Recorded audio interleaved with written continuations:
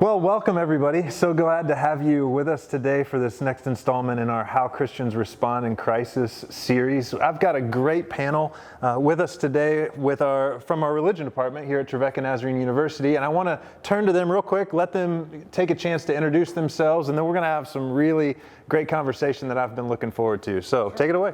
My name is Tim Gaines. I primarily teach theology and ethics at Trevecca. I'm Steve Hoskins. I teach church history. I am Mary Schmidt, and I teach New Testament and also Introduction to the Bible and Greek. Yeah, so as I've been thinking about this series, one of the things that I've really been looking forward to is this panel, because as a pastor myself, my mind has been going to, in this time, what are the biblical themes and the storylines of the Bible and the places where the people of God have experienced this kind of crisis in the past, and how do they go through these kinds of things? I think theological doctrines and verses and church history and all these kinds of questions and areas around conversation. So let's kick it off with just a question for us this morning. Tim, we'll start with you because you're sitting next to me. Where are the places in the Scripture and the storyline of the Bible that your mind has been drifting to these days? Yeah, there's all kinds of places we could go. The problems associated with evil are one of those places we could talk, with creation. But the place in Scripture that I keep going is to the exile, because part of what we are dealing with is just this scattering. That I cannot get away from this. The fact that we are scattered in so many different places, the fact that we are maintaining all this distance between us, which is really unnatural for someone like me. But that the exile became a kind of scattering where God was doing something in all of that to make this people different. And I cannot get away from the possibilities that are here. Obviously, this is a really tough time in our history. I've never lived through anything like this. I don't think anybody alive today has lived through anything quite like this before. But I do see a lot of possibilities for those of us who are not necessarily having to deal firsthand with being afflicted with this illness or something along those lines, which is that we have the opportunity now to be scattered and to reconsider, after everything has been taken off of our schedules, what really needs to be added back in. What really is essential for us as we do this work of thinking through what was too much. And I really think that there's a possibility here that the Spirit's work on the other end of this could make us into a people that are hopefully more faithful than we were when we started out. So, Eric, part of this is just me reflecting on how you, as you were serving as a pastor in Murfreesboro, have challenged me over the years with margin. There was a Sunday when I was supposed to go and fill in for you when you couldn't preach one Sunday, and I went down there and he said, I was going to preach about margin, and I said, I can't do that because I can't be that big of a hypocrite. I can't just preach that sermon because I don't have enough margin in my life. I fill every minute. And these days, I'm finding a lot of possibility in us being scattered so that everything that's unessential kind of fades away. And then we've got the possibility of prayerfully considering what needs to be added back in as we begin to reestablish life together. Oh, that's so good. Yeah, that move from the Israelites who spent so much of their time making bricks and every moment was full, and then in the wilderness they had a hard reset, and here's how you learn to be people again. Yeah, I'm thinking of the Babylonian exile too, being kind of forcibly scattered to some ways by a force that wasn't just them, but forcibly scattered to say what really needs to be essential here. And so I'm thinking about Daniel and all of the essential stuff that needed to be maintained there. What does it mean to be a distinct person of God in this scattering kind of a season? And so I'm thinking a lot about that these days.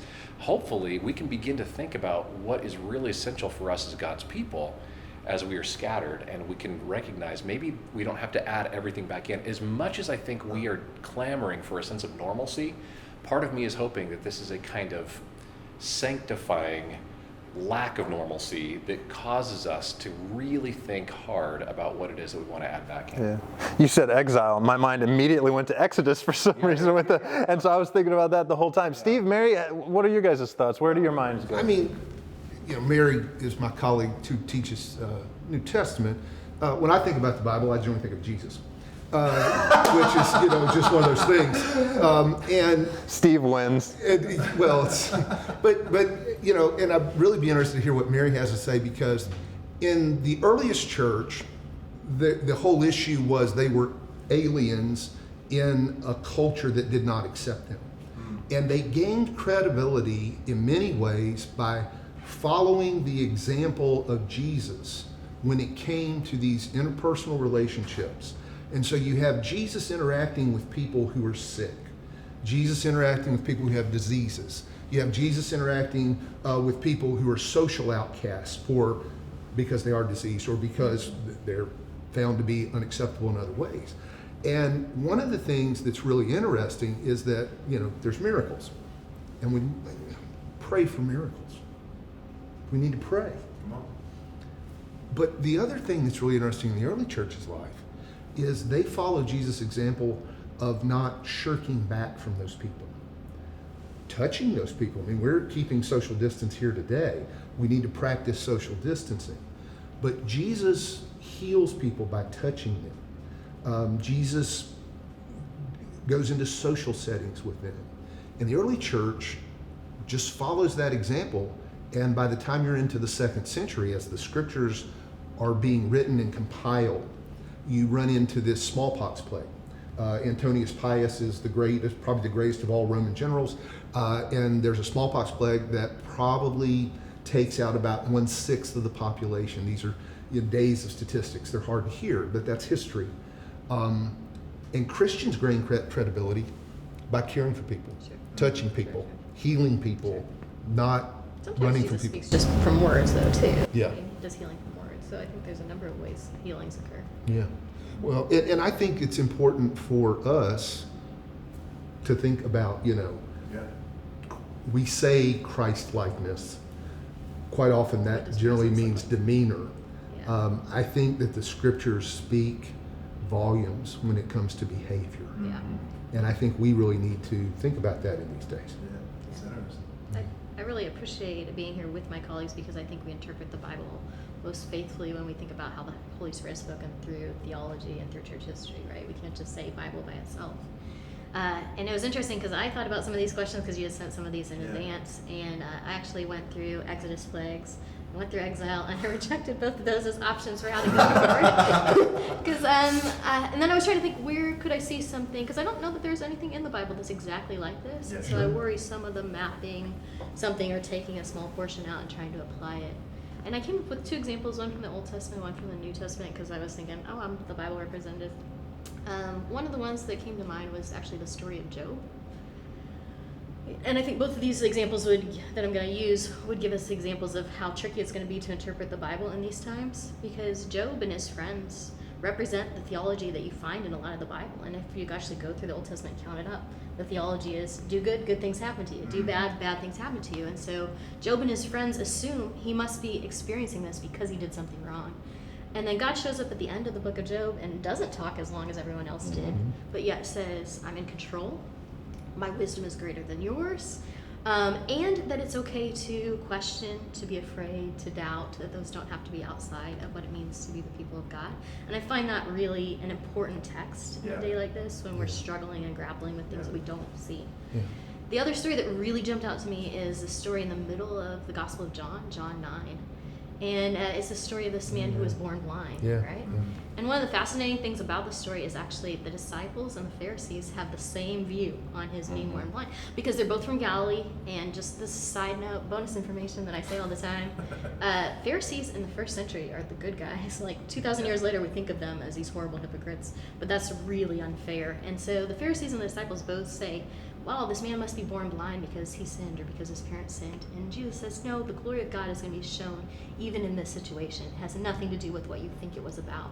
And so one of the things I think the Bible does for us is it's going to be really paying attention to where God shows up and God speaks, what God voice is, and helps us to get a different perspective than our own perspective, I think the Bible also creates this wonderful space for it to be okay to ask questions in hard times and to find that we can still trust God while we're asking questions. Because God doesn't give an answer in either of those to what happened. Instead, God just says, it's okay for you to be present with me. And I think that's really important. And I think you really hit on something key. I was reading, strangely enough, whatever, the John 9 text and went to Wesley's notes on the New Testament. Yeah. And It's in the lectionary right now, yeah, right? it's in So the lectionary right everyone's now. thinking about it. Yeah, and one of the things that Wesley makes this very interesting move, he does it a lot, and he says, doubt, it's okay, questioning is okay, but then he uses this word, it's a very, long 18th century word, but he says, but reason, be reasonable. Yeah. And that's where the Spirit aids us. Yeah. So we can read texts like this, Yeah. put things together, and become, in that sense, I think, renewed again and again, more and more, in the image and likeness of Jesus. Yeah. Because that reasonableness is like God's great trademark. That's the one thing I think we miss in Job so much of the time, because we love, we love the comforters and we love the loathing and everything. But I think that sense of we're called to be reasonable is really important. There's another aspect of Christian ethics here, and that is that both of you have already pointed to. It's the real challenge of just trying to take something from the Bible and just drop it onto what it is that we're doing today. And it's really difficult to take, especially with Christian ethics. We are patterning our ethos off of a first century Palestinian carpenter, Jewish carpenter, who lived and worked in a completely different historical context than we do. So what does that have anything to do with where we are today? And I'm really convinced by an ethicist named Alan Verhey, who gave us this lens that he just says is the way that we remember Jesus. It's not just taking this kind of cognitive recollection of like what was Jesus like or those kinds of things, but how do we remember Jesus in our present context today? So it lends itself then to this kind of patterning in the way of Jesus, even though we can't look up chapter and verse and say, okay, coronavirus, it's not there, right? So does this mean that scriptures have nothing to say or that Jesus has nothing to say to us? No, not at all. It means that we pattern ourselves in the way that Jesus responded, especially the way that the early church responded to these in the way of Jesus. So I think it gives us this creative moment for us to maybe, I think, wipe away some of the things that have been so consuming our theological imagination, some of our ethics, and to say, what does it look like for us to remember Jesus? So I think we need to begin telling stories like this one. And that as we ask these questions about what it means for us to respond specifically as Christians, it's really good for us to sit around in settings like this telling stories. Hey, remember when Jesus did this? What does that mean for us? How can we begin to shape ourselves around it? Remember when he touched that guy? Remember when he spoke to these kinds of things? And I think in some sense, to lean into the tradition as well, is that remember when the early church was working this stuff out and they started to say, it really cannot be about preserving our own health or our own safety, but preserving the health and the safety of others. So as we're working about the just war theory. And there's so much that's interesting about this in terms of church history, because Christians paid attention. That's right. So, if you want to often see what difficult days were like, you pick up, say, Cyprian of Carthage, who dies 256, 258. In the 3rd century, and there's this plague in North Africa.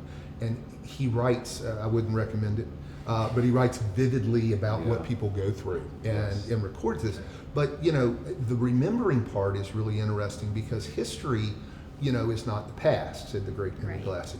Right. History is a concatenation, a creation of things out of the past, a remembering, bringing together of things out of the past, designed to be useful in our future. One of the things that's been making the rounds this week as we're doing this together, either in settings like this or online, is a letter that was made famous probably every time we go through crisis by Martin Luther, called Whether or Not to Flee from a Plague. That's right. And there's, we forget that the Black Plague, which is, considered to be, the greatest one, of all, which hits between 1347 and 1350, takes out about 1/3 of the population of Europe. It keeps popping up again for several hundred years. And it pops up in Luther's Germany, in Wittenberg, where Luther is living in 1527. The Reformation is taking off. Luther at that point may be the most important man in Europe. This is really interesting. So the ruler who created the university orders all the university people to take off, leave, and he takes them out of town. They're gone from November to April. Luther doesn't leave. And people are like questioning his sanity, and Luther just says, no, this is a part of my Christian faith. And then he says, here's what I do. And this is so prescient. Here's what he says. I ask God mercifully to protect us. Then I fumigate. This is really interesting. I mean, there's this thing about, clearing the temple, and it's really interesting. Then I fumigate. I help purify the air. I administer medicine and I take it. I shall avoid places and persons where my presence is not needed in order to become contaminated, and thus perchance inflict and pollute others, and so cause their death as a result of my negligence. If God should wish to take me, he will surely find me. And I have done what he has expected of me, and so I am not responsible for either my death or the death of others. But if my neighbor needs me, I shall not avoid place or person, but I will go freely as stated above. See, this is such a God-fearing faith because it is neither brash nor foolhardy and does not tempt God. And I'm reading this, and of course I read this for the first time sitting in Paul Bassett's church history class, Nazarene Theological Seminary. I could probably tell you the date and the time, I won't bore you. But I remember Dr. Bassett talking extensively with us as ministers preparing to work in the church about our responsibility. The hot topic in those days, the book was it was not quite out, but it was coming out, was Randy Maddox's Responsible Grace. God is gracious. We forget about the first part. God is also responsible. Yeah. We're supposed to be gracious. It's the last work of God in anyone's life to make them gracious. But it may be just as important work to make us responsible. And you read something like that from Martin Luther, it's really, really good advice for us. Man, every part of it, right? Responsible in maintaining distance, responsible to the real need of a neighbor, responsible to cleanliness and medicine, and like all of these things. It's so good. Yeah. I think that's been a big part of my question, and this is such a good thing to do as Christians as we tell the stories, and then try and interpret them and make that leap to application and even places in our church history of what does that look like in this situation today. How do Christians respond to suffering in this kind of environment? I know, Mary, we had kind of batted that question around. How do Christians posture ourselves and be available to respond to suffering in this kind of environment? Had you had some more thoughts on that kind of thing? I thought about several things. I think in the New Testament, you get first like Jesus crucified and raised from the dead. And maybe the second most thing you get is Jews and Gentiles together, like unity. And then the third thing that you get that we don't talk about in our churches is what do you do with your money, right? And I think then there's a real New Testament ethic of sharing as opposed to hoarding. I think that's one of the most basic New Testament principles that there is. I think that's an absolutely huge one. The two other ones that come to mind is I'm teaching apocalyptic right now. And again, what you were saying about suffering is very clear there. Like that's the people who are suffering under the Roman Empire. So it's a different kind of suffering. But there's a call to be present, but not to provoke the empire. There's a call to help, but not intentionally try to get yourself killed, right? There's a call to wisdom in how you're doing it. And then the third thing that really stands out to me is I do think Scripture is intergenerational. And I think this could be a great moment for our young people. I work with fantastic young people all the time who potentially, some of them may make it through this easier. To us who are older, allow them some space to step up. And so many of them are so great in the things that they could do with regard to technology when we need to do this via all these kinds of media. With regard to leadership, with regard to service. I mean, I think it would be really wise for us to think about what does it mean for us to be intergenerational communities in our churches, and that our young people can be part of the servanthood, and that's what we've been raising, is servant leaders. And so it's time for them to step up and for the rest of us to allow them to step up. Yeah, for sure. I think it's important to remember that the resurrected body of Jesus still has the marks of his suffering. And the church is not afraid of that. We are not afraid of the suffering. But at the same time, I've got Dietrich Bonhoeffer's message running through my head that disciples don't go looking for suffering, but when following Jesus leads us there, we don't shirk back from it either. And so it's faithfulness to Jesus that leads us into those kinds of things. So I think we just cannot really, truly, in a gospel way, be afraid of this, but it's more an action of how we faithfully love our neighbors, how we faithfully respond to the call of Jesus as a disciple. So I think that's going to really factor heavily into the way that we're responding. Nice little story that illustrates this. Sure. A few years ago, I was teaching Hebrew, actually, in South Sudan.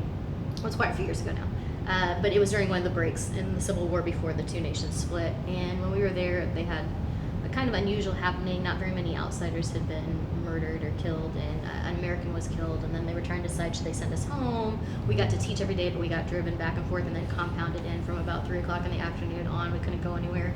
And it was pretty intense. And I remember talking to the person in charge at the time, and I said, I'm Christian. I knew what I signed up for. I'm not afraid. And he said, that's a really privileged view. Called me on it. Because he said, we're also Christian and we're not afraid to die for our faith. But he said, we also aren't dumb about it. You know, he's like, we don't go running toward it. And he's like, so we make these choices, like you're saying, that are wise and that are faithful and that are Christ's presence, but are also Christ's wisdom and his reason. Responsible. Yes. That's right. One of the things I've been thinking about a lot is particularly how the Wesleys responded in times of crisis. And, you know, there are several stories there, but one of the things that keeps coming back as I'm reading, every time I read, pick up, it's when the crisis hit, the Methodists were already ready. They met every week. Yeah. They prayed together every week. They confessed together every week. And They shared. They shared together. They shared their food. Yes. They took care of human needs. Yeah. And I think that one of the things about us in a society, you know, again, very different, you know, split up from one another. We all have our own cars, cell phones, all that stuff. Is this may be a great opportunity to reestablish the sort of neighborhood network Christianity. Right. And it's not a small group Bible study, though those are important. This is when people who live together, meet together weekly to learn to practice the full extent of the Christian faith. In 2011, the Wesleyan Theological Society met on our campus.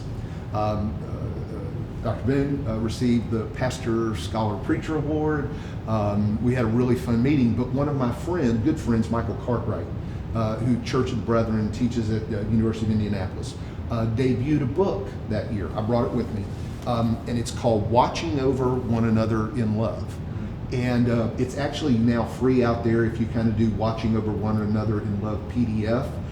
You can find a 64-page download. But this is a 28-day cycle for Wesleyan small group meetings that includes hymns, prayers.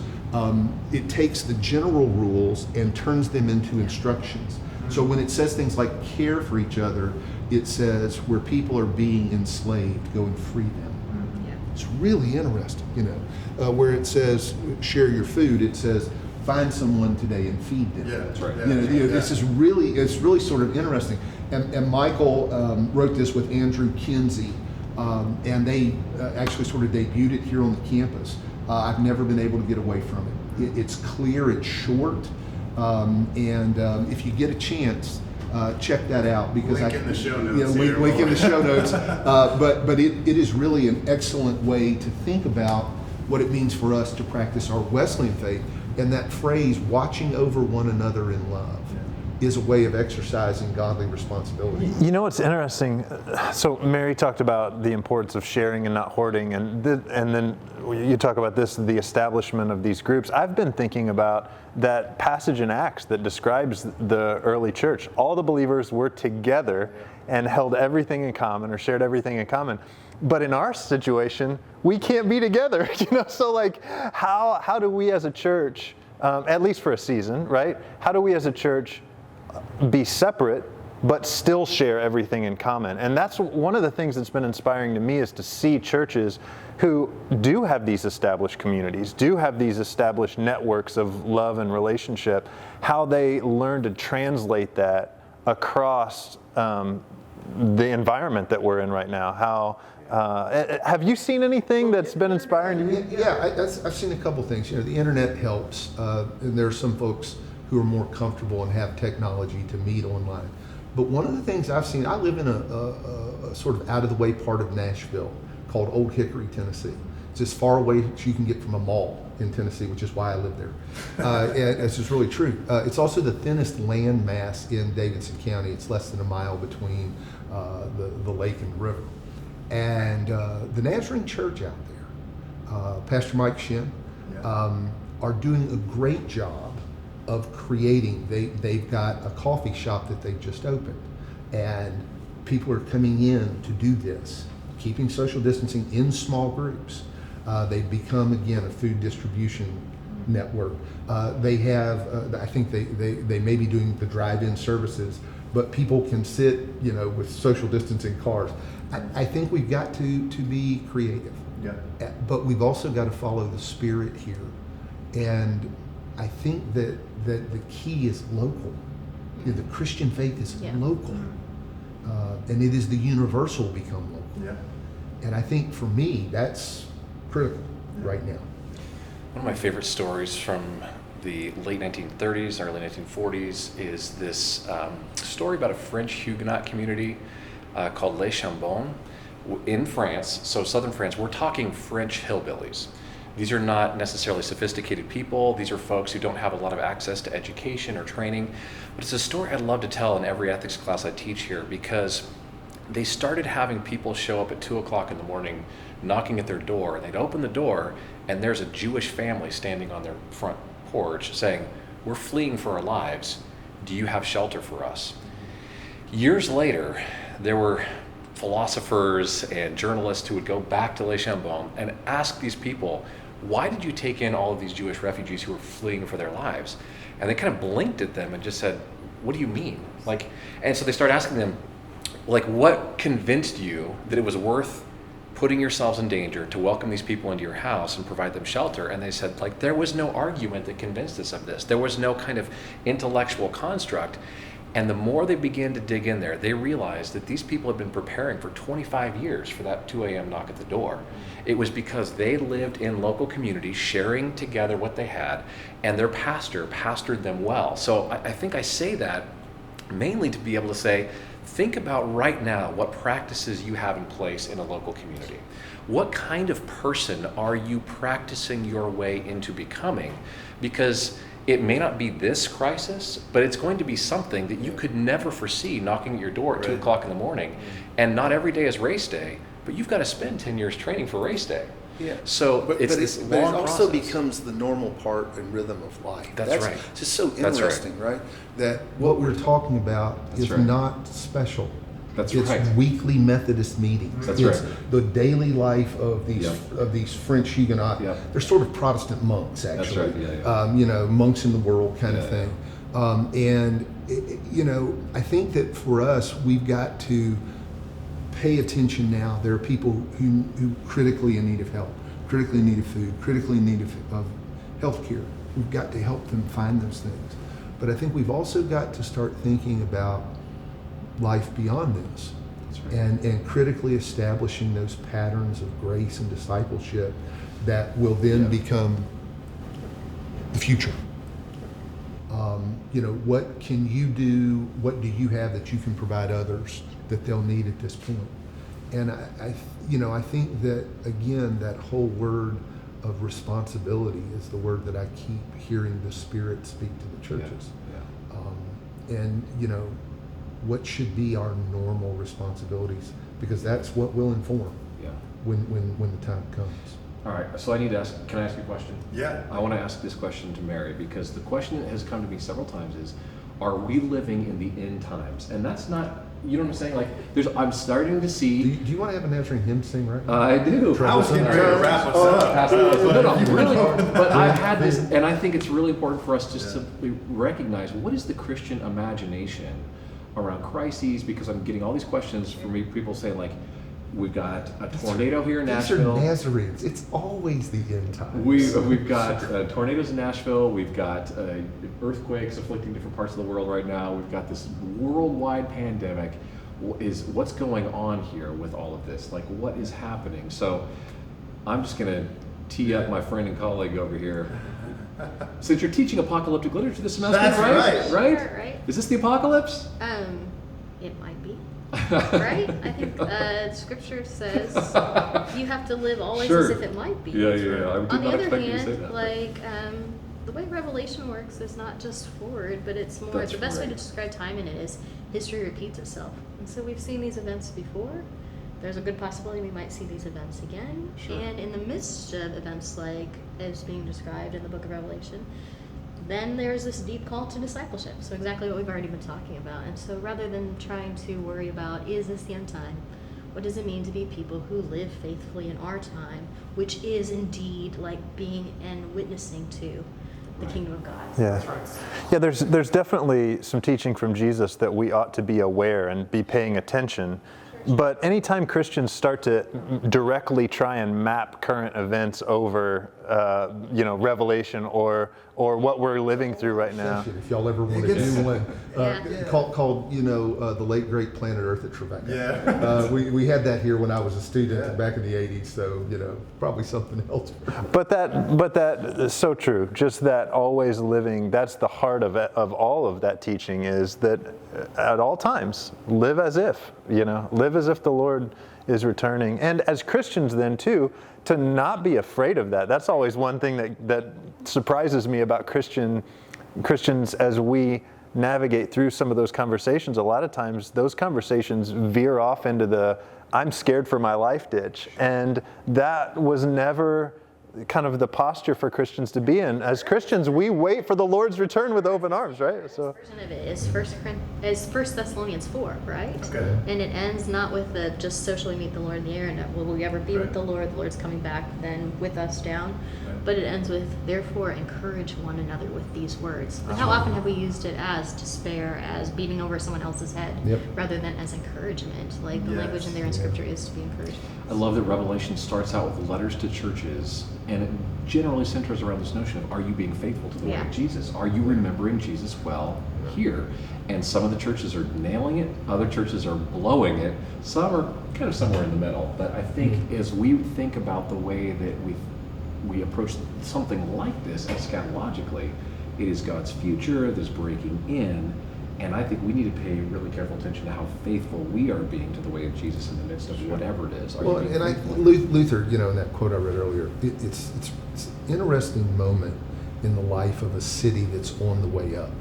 Sound familiar? And the bubonic plague hits.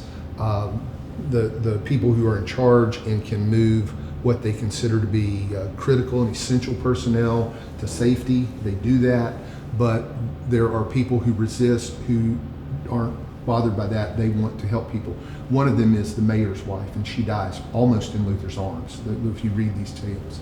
And Luther, in sort of, helping us, he says, look, if God wants me, he'll find me. Mm-hmm. And I'm ready. But there are people here who need our help. And we cannot shrink back from that. And I think that's the thing we need to remember, is the times are difficult, but there are people who need our help, and that's the nature of being Christian. let me do this. I want to wrap us up. I could sit here and talk with you all day long.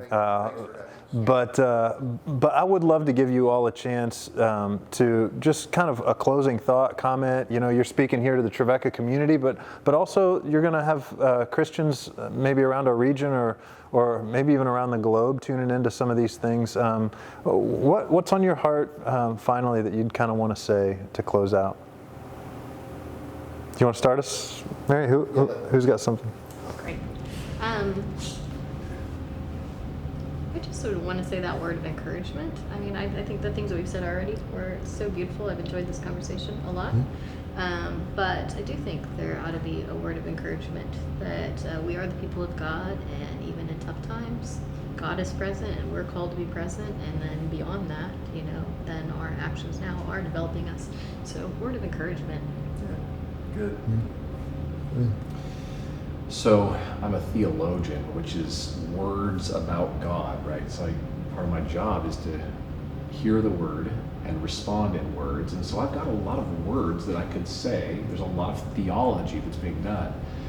But I think more than anything else, we need to listen right now, because if we really want to think and hear about the way God is working in situations like this, I think we need to listen to the poor and we need to listen to the poets. And I get paid to say things about God.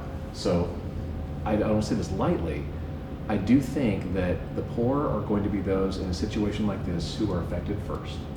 The fragmentation that the body of Christ is experiencing right now is going to land hardest on them. It is their vulnerable place that I think will draw the work of God. And if we want to really see how God is working, look at the way God is going to work among those who are most vulnerable. And may we be there to see it. May we be the people who are being moved by the Spirit in the likeness of the Son to engage with the poor. I think about those who are being placed in increasingly unsafe situations because they're being put into house situations with people who are not safe. I don't think God is absent in those situations. I think God is working in and among those very situations on the front line. And so you want to know what God is doing? Look there, not as this kind of voyeuristic way, but to say that God is coming to the rescue of the people who need it the most. And if you want to be involved in what God is doing, get involved there. Figure out how that's going to be. Get involved in the most vulnerable situations. Be an agent of reconciliation and redemption there. And then our poets. I love living in Nashville because I don't think I'm going to be able to make sense out of a season like this until I hear some of my favorite songwriters write and sing about this. And so I guess my word of encouragement is to all of our poets out there, write. We need you. We need our artists right now to help us see redemptively in new ways. What could the new possibilities be? I do think there's opportunities here, but I need my artist friends to help me see those possibilities. Good. Steve? A couple of things. Remember to pray. Pray every day. Let God engage your soul. Pray for yourself, pray for others. Pray for Trevecca, pray for us. We're in a new online learning environment, and we all need patience and help. But, at our house, Principal Hoskins, Stephanie Hoskins, proud graduate of Trevecca class of 85, and Steve Hoskins, we read books together. And one of our favorite books is a book that Reuben Job put together called 3 Simple Rules. And it's based on John Wesley's general rules for the Methodists, general rules for practicing the Christian faith. And there are 3 general rules. Do no harm, do good, and use the means of grace that God has given you. And I really think that if we would learn to live by those 3 simple rules in these days, the wisdom of God would speak to us and would give us the faith and the patience to help one another in these times. So good. What a great closing word for us. Friends, thank you so much for this rich conversation. I'm looking forward to the way God's going to use you and the Trevecca community together in these days. And thank you for joining in and sticking with us here to the end.